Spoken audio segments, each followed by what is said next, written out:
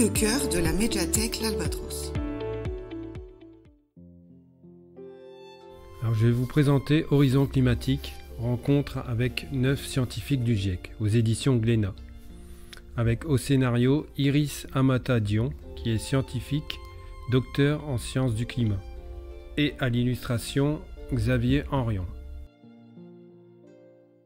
Alors, c'est une BD qui vulgarise la problématique du réchauffement climatique avec l'aide de 9 scientifiques qui ont participé au rapport du GIEC. Ces scientifiques sont climatologues, chercheurs à Météo France, géographes, économistes, chercheurs en sciences sociales. Ils nous expliquent comment nous en sommes arrivés à un réchauffement climatique qui menace notre avenir, et surtout comment nous pouvons y faire face, ralentir le phénomène et atténuer les conséquences de ce qui est déjà irrémédiable. Alors bien souvent, ces chercheurs ont mis entre parenthèses leur travail de recherche pour contribuer aux travaux du GIEC. À travers ces rencontres avec ces scientifiques, on se rend compte qu'ils sont pleins d'espoir, qu'ils proposent des solutions, mais que parfois aussi tout cela leur pèse, qu'ils peuvent traverser des moments de doute. J'ai sélectionné pour chacun d'entre eux une ou plusieurs citations marquantes présentes dans la BD. Valérie Masson-Delmotte. J'ai eu l'occasion de rencontrer des maires ainsi que des élus au Parlement et de leur demander s'ils avaient lu ces rapports du GIEC. La plupart n'ont même pas ouvert le résumé. Précisons que le résumé, pour les décideurs politiques, ne fait que 30 pages. Christophe Cassou. Le chercheur peut et doit être impartial et objectif, mais il ne peut pas être neutre. Roland Seferian.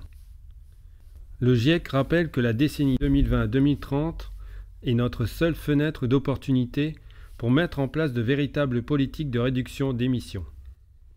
L'acceptation des populations à subir des contraintes restrictives est fortement liée à l'éducation. Virginie Duvat. C'est en partie notre combat, à nous, en tant que scientifiques, que ces grandes réponses face au changement climatique soient entendues et prises en compte. En tant que citoyenne, je suis comme vous. L'inaction me dépasse. Une chose est claire, la problématique du changement climatique questionne notre modèle de développement économique, et plus précisément le modèle capitaliste.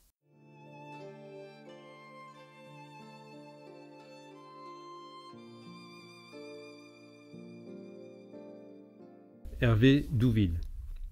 Il n'est pas trop tard pour éviter le pire, mais cela suppose de changer radicalement nos modes de production et de consommation. Il faudra aussi s'adapter aux changements que l'on ne pourra empêcher. Les efforts à fournir ne seront acceptés que s'ils sont partagés de manière équitable. Toujours plus de croissance et d'innovation, mais le prix est toujours plus lourd à payer pour l'environnement et les générations futures. La science est nécessaire, mais nous ne pouvons pas nous permettre de parier exclusivement sur le progrès technique pour régler nos problèmes. Wolfgang Kramer. Quand on pense que les êtres humains représentent seulement 0,01% des vivants et qu'ils déciment 85% des espèces terrestres. Céline Guivarch.